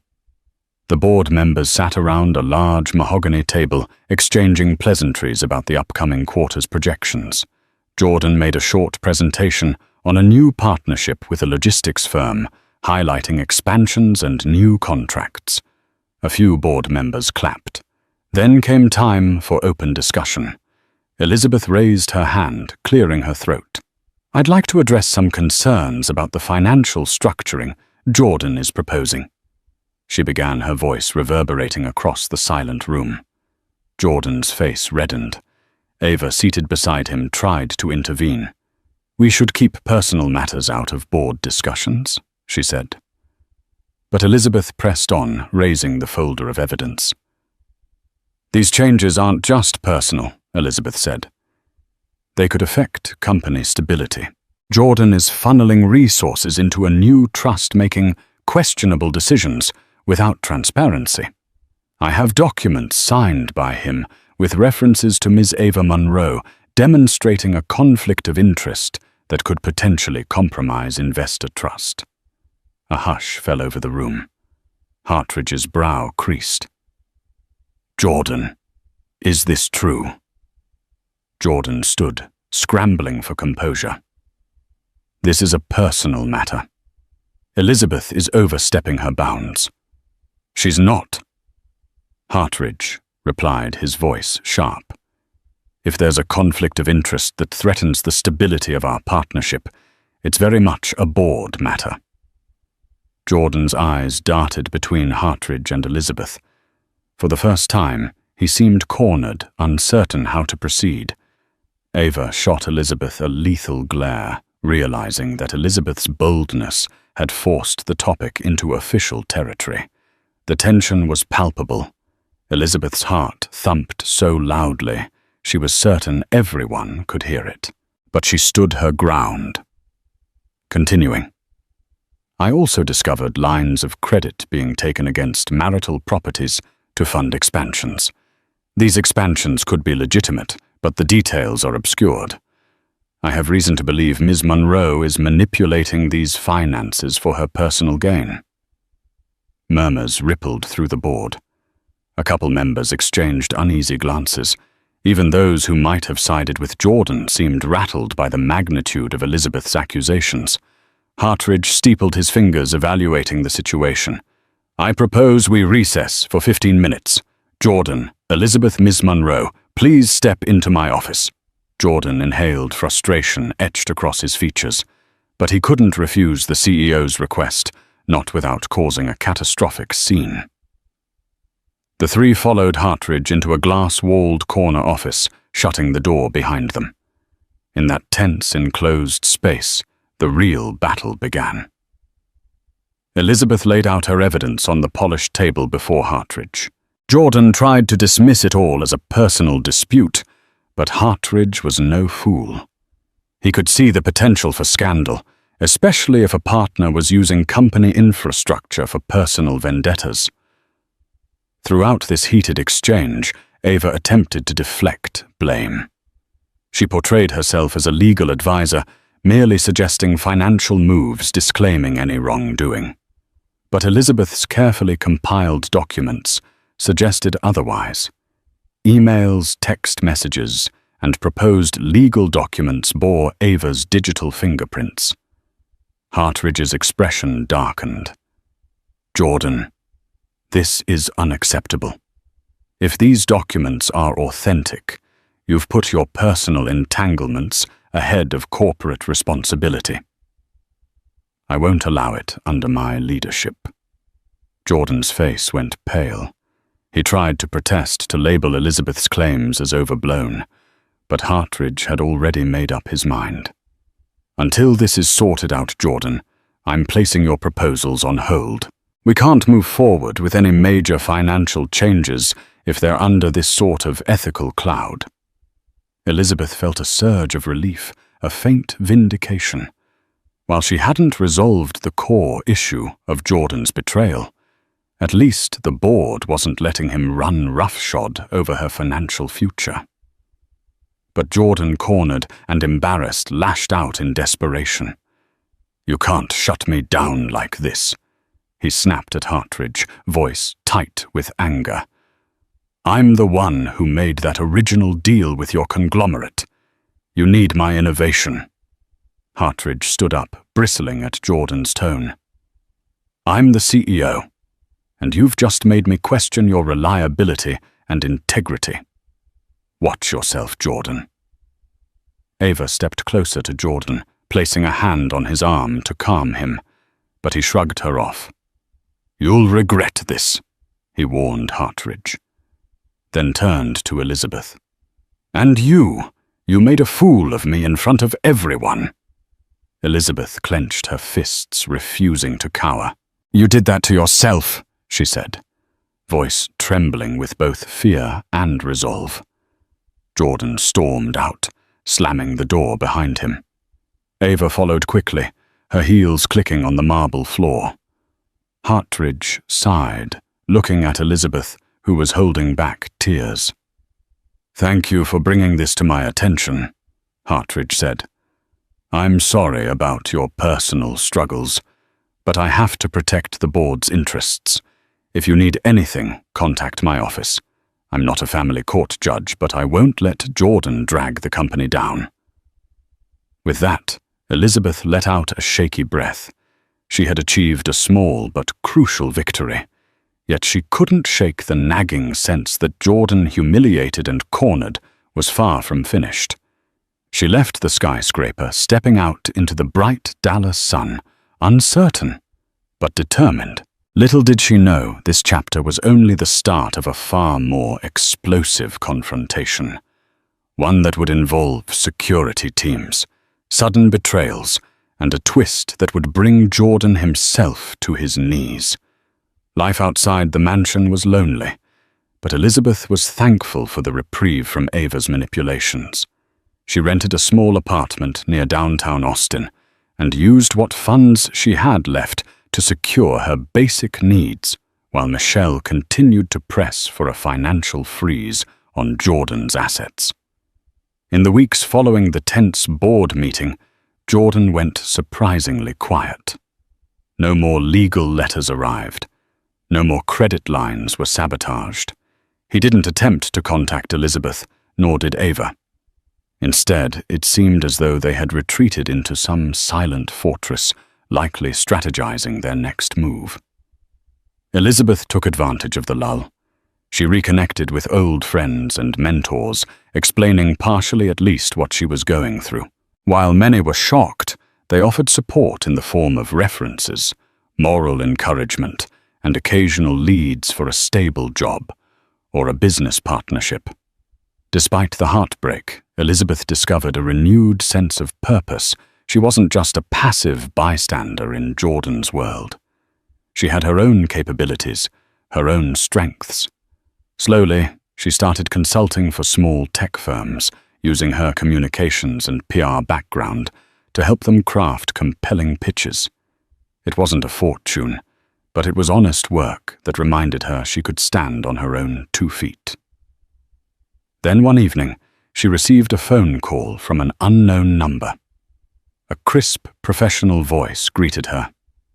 "Hello, Elizabeth. This is Patricia Carlson. I'm an executive assistant at Tesla, working under Elon Musk's leadership team." Elizabeth's heart thudded. She had met Patricia briefly at a tech conference in Berlin 2 years ago, but they'd never exchanged more than pleasantries. "How can I help you?" Elizabeth asked, mind racing. Patricia hesitated. "I might have information relevant to your predicament with Jordan. Let's just say some of our legal divisions have been observing Ava Monroe for a while, and some red flags have come up." Red flags. Elizabeth's curiosity flared. "You're investigating her?" A slow exhale from the other end. "Our major concern is that she's potentially engaged in insider trading, or at least something that veers close to it. She's been known to manipulate powerful men to gain inside info on deals, especially around new technologies. We don't have direct evidence, but we do know that she's heavily involved in your husband's finances. We suspect she might be siphoning resources for her own agendas. Elizabeth's mind reeled. This was bigger than a domestic spat. Ava might be leveraging Jordan's resources and connections to stake her own claims in the tech world. That explained the sudden shifts in finances, the new trust accounts, and the lines of credit. Patricia continued. We want to bring her down, but we need more information. You, Elizabeth, might be in a unique position to gather that. Elizabeth tapped her fingers on the kitchen counter. Isn't that something your legal team handles? A rueful laugh.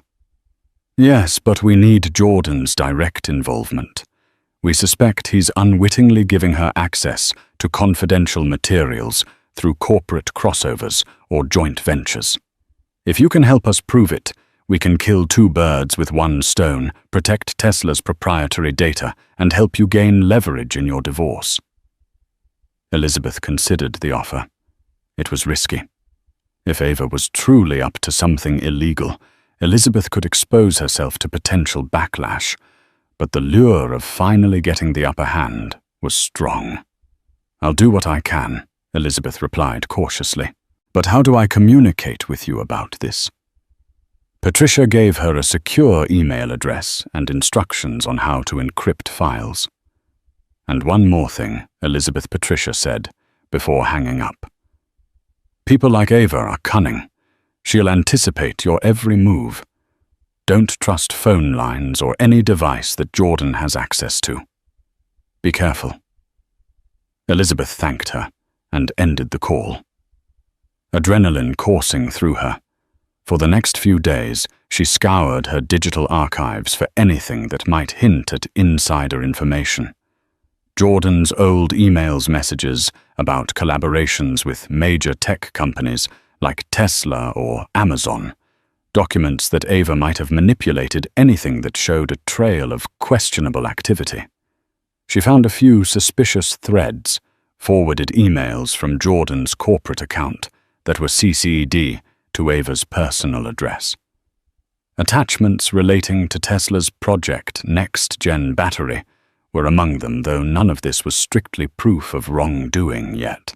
Elizabeth compiled what she could and sent them to the secure email Patricia provided. In response, Patricia confirmed that these were valuable leads, but incomplete. Keep digging, she urged, and let me know if you get direct evidence of deals or monetary gains tied to these inside details. Meanwhile, Michelle Elizabeth's lawyer was preparing for a preliminary hearing to freeze some of Jordan's assets. She insisted Elizabeth come to court to testify about the financial abuse and the suspicious activities they had uncovered. But Jordan's side surprised them by agreeing to a partial freeze without argument. That's strange, Michelle said, tapping a pen against the conference table. Why would he agree so easily? Elizabeth shrugged, perplexed. Maybe he realizes fighting me will look bad in front of the board. But Michelle wasn't convinced. I suspect he's preparing a bigger move. Be vigilant. He may have more leverage than we know. The next morning, Elizabeth received an unsolicited text from Jordan. We need to talk, face to face. She felt a swirl of conflicting emotions, anger, sorrow, curiosity. But she knew she had to tread carefully.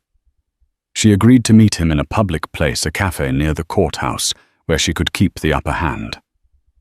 When Jordan arrived, he looked tired, as though the weight of his troubles had worn him down. He offered a half smile, which Elizabeth did not return. Liz? He began using the old nickname he once uttered, with affection. Things got out of hand. She crossed her arms. You think? He sighed, scanning her face for warmth that was no longer there. I want to settle this amicably. We can discuss spousal support, property divisions, everything. No need for a long, nasty court battle. Elizabeth let the silence hover. She wasn't naive enough to believe him at face value. Amicably, "Are you telling me Ava is out of the picture?" Jordan's shoulders tensed. "This is about you and me, not her. Look, maybe I got carried away with Ava's advice. She's a brilliant attorney." "She's manipulative," Elizabeth cut in sharply. He brushed the point aside. "Regardless, I'm willing to compromise, but I need you to lay off this insider trading nonsense. It's reckless. You're endangering my reputation." Elizabeth realized then that Jordan knew she'd been snooping into his communications. Perhaps Tesla's legal inquiries had begun reverberating in his circle. She saw the fear in his eyes. He was worried, if not about losing her, then about losing his empire. "You made me the enemy," Elizabeth replied, in a hushed, trembling tone. "When you let your mistress cut off my cards and throw me out of my home." Jordan looked away, shame flickering on his face. "I didn't handle that well. But you have to understand the pressure I'm under with these deals." She waited, letting him squirm. Then he continued, "You'll get a fair share. I promise. I just need you to stop meddling in my professional affairs, especially with Tesla or any other major collaborators. You'll ruin me if you do." A bitter laugh escaped Elizabeth. She thought of all the times she had stood beside him, protecting him, representing him before powerful players, forging alliances that were crucial to his success. Now he was pleading for her, not to ruin him. The irony nearly choked her. Before she could respond, Jordan's phone buzzed. He glanced at it and muttered a soft curse. "I have to go," he said, throwing some cash on the table for their untouched coffees.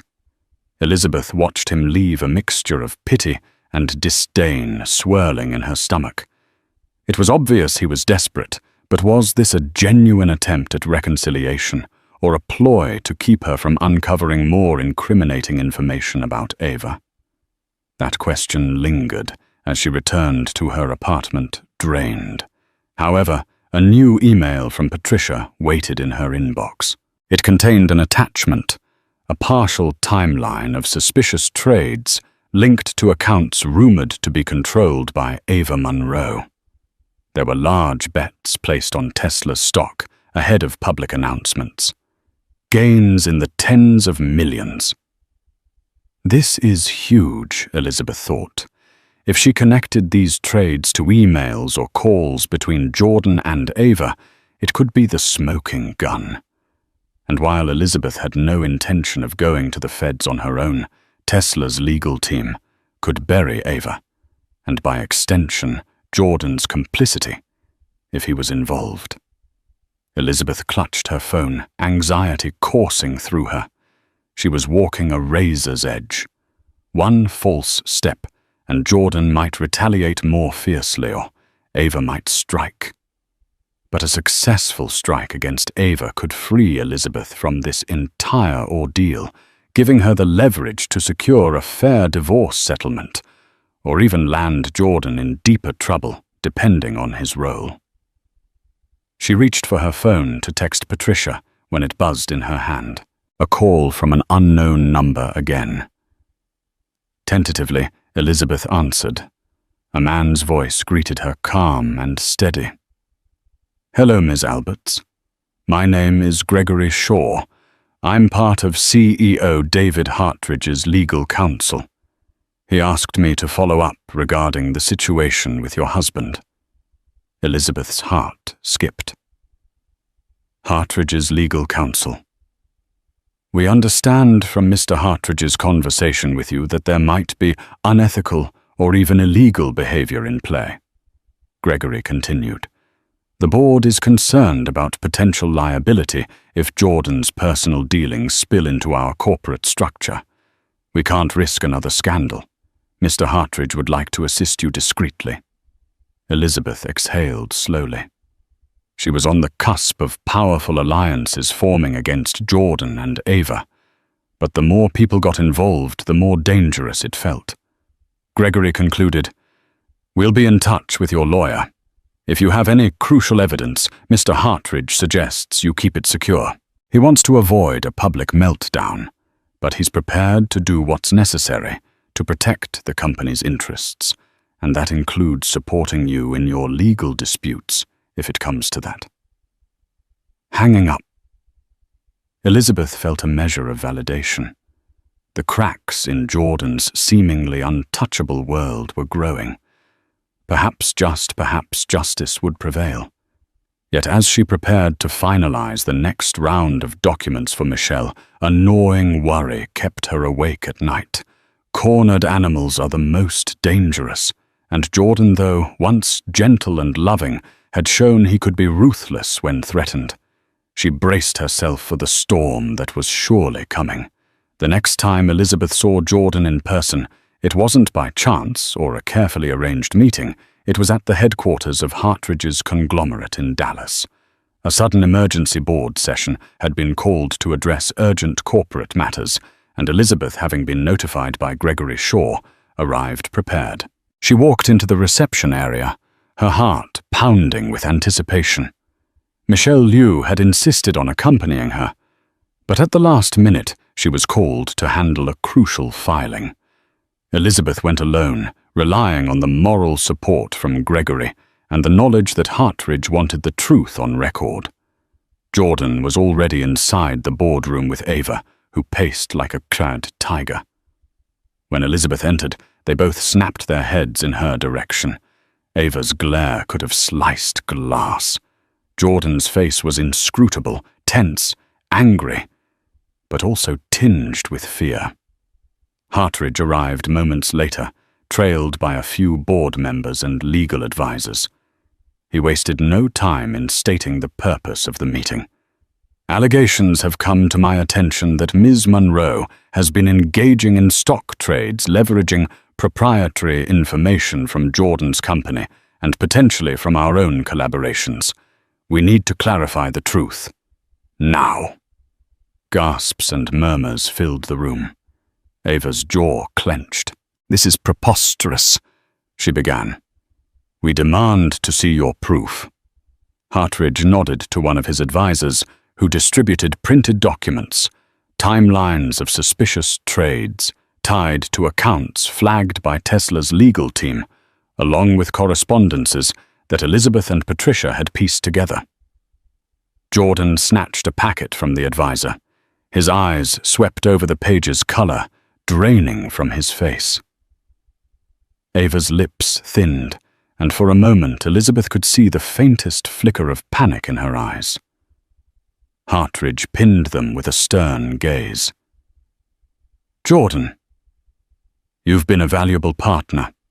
I don't want to see your personal life derail your professional standing. But this is bigger than your marriage. Insider trading is a federal crime. And if Ms. Monroe is using your business resources to pull this off, you're implicated." Ava recovered quickly. She placed a hand on Jordan's arm, her voice smooth. "This is a misunderstanding, David. Anyone can align stock trades with corporate announcements. It's called speculation." Elizabeth decided enough was enough. She stood. "Speculation is one thing, but forwarding private emails, entire business proposals, and preliminary press releases is not speculation. I've seen the messages. You're literally discussing the best times to execute trades based on announcements that hadn't been made public yet." Ava whirled on Elizabeth. "You have no legal standing to claim that. You're just a scorned wife trying to sabotage Jordan and me."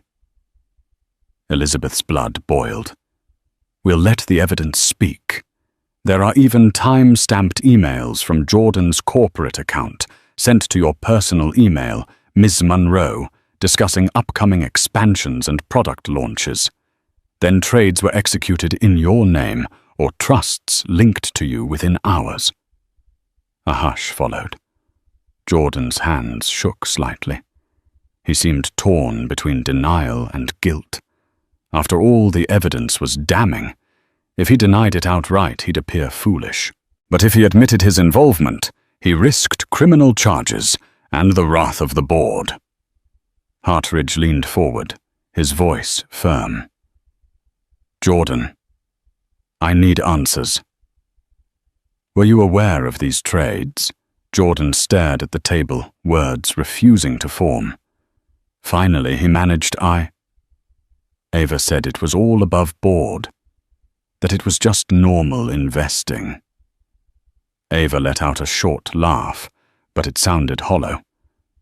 "If you want to scapegoat me, Jordan, think carefully," she warned. "We made certain deals in your name as well. Your signatures are on plenty of documents." The entire boardroom seemed to hold its breath. Hartridge addressed one of his legal advisors. "Have we sent this to the SEC?" "Not yet," the advisor responded. "We wanted to confront them first." Jordan shot to his feet, panic etched on his face. "No need to escalate it. We can handle this internally. If I undo the trades, repay any gains, repay tens of millions of dollars," Hartridge asked. "And that would just be the tip of the iceberg if the SEC digs deeper. This is out of our hands if they launch a formal investigation." Elizabeth watched Jordan unravel. This was the man who had once been so composed, so unstoppable. Now he was cornered, sweat beading on his forehead.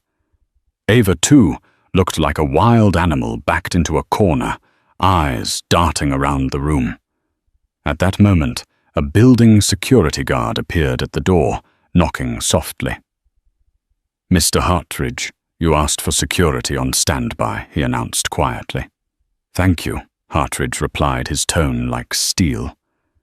"I believe we might need you." Ava's eyes flitted towards the door, then back to Hartridge. She adopted a pleading tone. "David, you know me. I've handled legal matters for some of the biggest players in the industry. I would never do anything to jeopardize your trust." Hartridge's face remained stony. "I trusted Jordan, not you. And this evidence suggests you're at the center of a major ethical breach. If you don't have a verifiable explanation for each of these trades and how you obtained insider information, I have no choice but to protect the company from liability." Suddenly, Jordan snapped. Fear twisted into anger, and he pointed a trembling finger at Elizabeth. "You did this.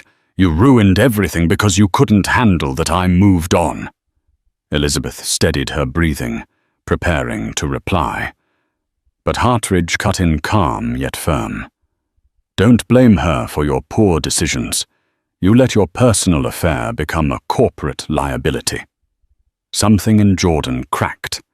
He lunged toward Elizabeth as if to grab her documents or her phone, an irrational move likely spurred by desperation. But he never made contact. In a blink, the security guard stepped forward and intercepted Jordan, gripping his arms. "Stand down, sir," the guard said, voice authoritative. Jordan struggled, but the guard was a solid wall of muscle. Ava shrieked. "Let him go." "This is a private matter." Hartridge shook his head, anger coloring his features. "You just attempted to assault someone in my boardroom.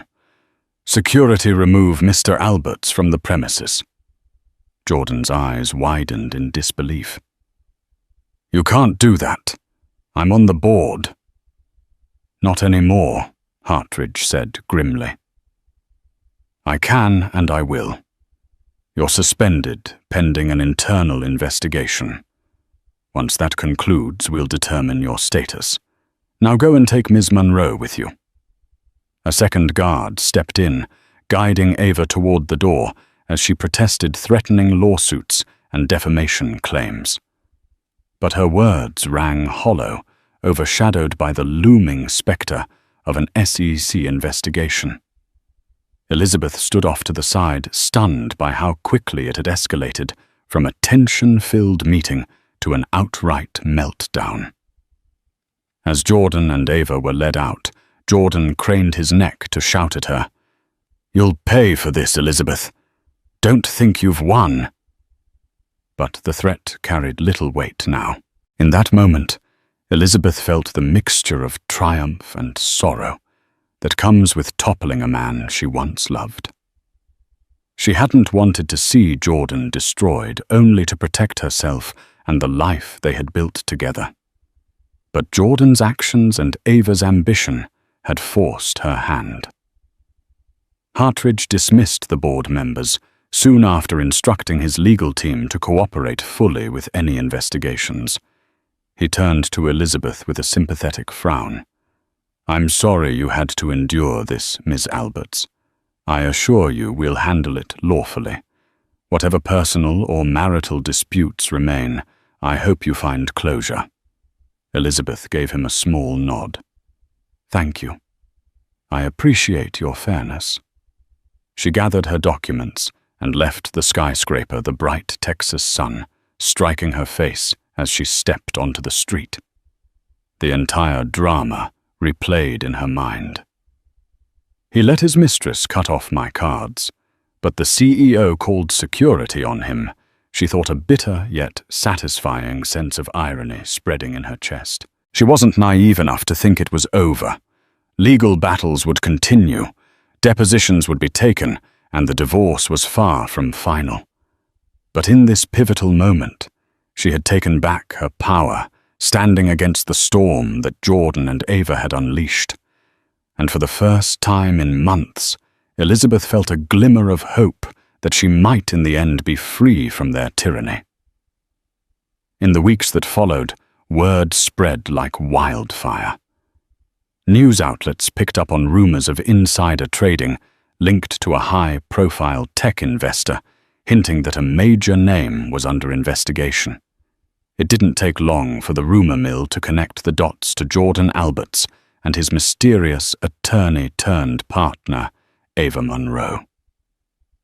Elizabeth watched from the sidelines, inundated with calls and messages from acquaintances, reporters, and sometimes even old college classmates she hadn't spoken to in years. She ignored most of them, preferring to let the legal process unfold without adding fuel to the media frenzy. Jordan, under immense legal and financial pressure, attempted to strike a deal if Elizabeth agreed to keep quiet and not testify against him or Ava. Regarding insider trading, he would give her a generous divorce settlement. The settlement included alimony, a hefty lump sum, and properties that would secure her financial future. However, Elizabeth refused any agreement that required her to lie or withhold the truth if subpoenaed. Nonetheless, she allowed her lawyer Michelle to work out a fair settlement that didn't involve perjury. Eventually, Jordan capitulated, realizing he had to salvage what he could from the marriage and business meltdown. The final settlement granted Elizabeth a significant portion of the assets, the mansion by Lake Travis, ironically, and a sizable share of Jordan's original tech startup. Meanwhile, Ava disappeared from the public eye, her reputation in tatters. Rumors surfaced that she'd fled the country perhaps to avoid legal repercussions, while others suggested she was hiding out in some luxury villa, waiting for the storm to pass. Either way, her days of meddling in Jordan's finances seemed to be over. Elizabeth didn't celebrate Jordan's downfall. She quietly grieved the end of a marriage that had started in love and partnership, yet she also felt relief and a renewed sense of self. She returned to the Lake Travis mansion, deciding whether to keep it or sell. The sweeping views of the water brought back memories, some of which felt like knives to her heart, others that warmed her soul. She began a new chapter in her life, leveraging her PR skills to start a consultancy focused on helping women entrepreneurs navigate both business and personal challenges. She named it Phoenix Rose Consulting, symbolizing rebirth and resilience. To her surprise, she found more joy in championing other women than she ever did standing behind Jordan at glitzy galas. She kept in touch with Patricia from Tesla, who occasionally updated her on the ongoing investigations. Whether Jordan faced criminal charges depended on further evidence. But at least for Elizabeth, the immediate threat to her assets and well-being had lifted. David Hartridge reached out, once inviting Elizabeth to a dinner with the board, presumably to mend fences. Elizabeth politely declined. She had no desire to relive the tension of board meetings or navigate corporate politics, where her personal life became public fodder. She was grateful for Hartridge's stance, but preferred to build her future away from the chaos. In moments of solitude, Elizabeth reflected on the entire ordeal. She'd once believed that love, loyalty, and shared ambition could conquer anything. Yet she also realized that unchecked power and ego could corrode even the strongest of bonds. Jordan's betrayal had been a painful lesson, but it set her free to discover her own strengths and a life not tethered to someone else's rising star. Yes, heartbreak lingered, and healing was an ongoing process. But Elizabeth found herself waking each day with a sense of purpose.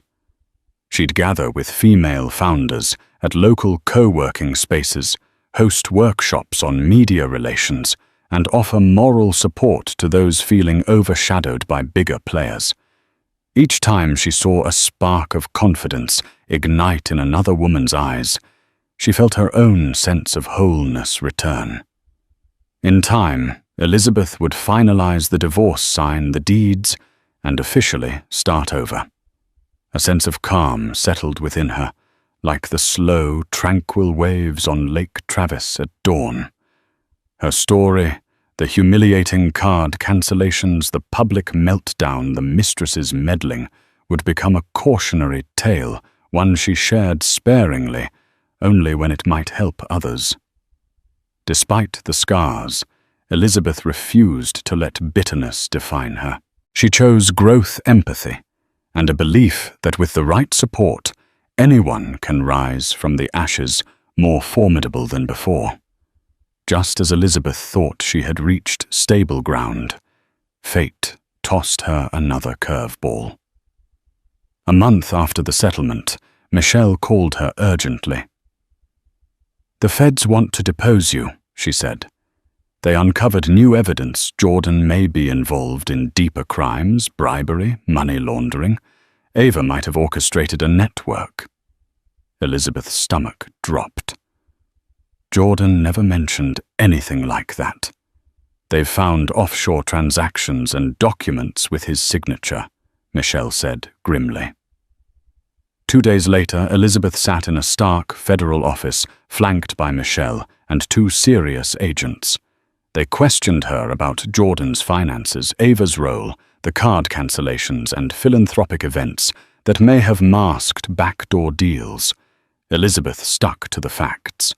She neither speculated nor dramatized. One agent, impressed, said, "You've been very helpful, Ms. Alberts. This case is significant." She left emotionally drained but relieved. She hadn't been dragged down with Jordan, but the storm wasn't over. Whispers followed Jordan was hiding at a secluded ranch, dodging the press. Ava had vanished. More subpoenas were issued. An indictment loomed. Elizabeth stayed focused on her consultancy, channeling stress into helping other women navigate business pitfalls. Her story, once painful, became a symbol of warning and strength.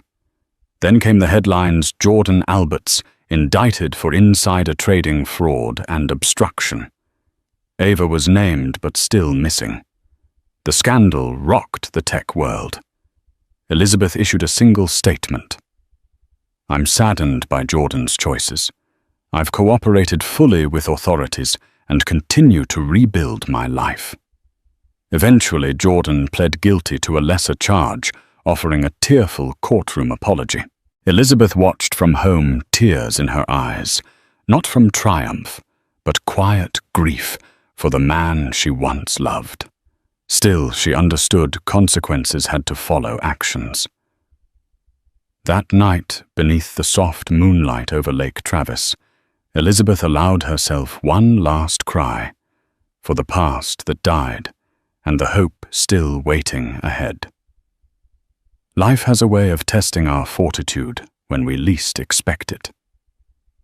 Elizabeth Alberts began this journey as a devoted wife, only to see her world upended by betrayal and financial sabotage.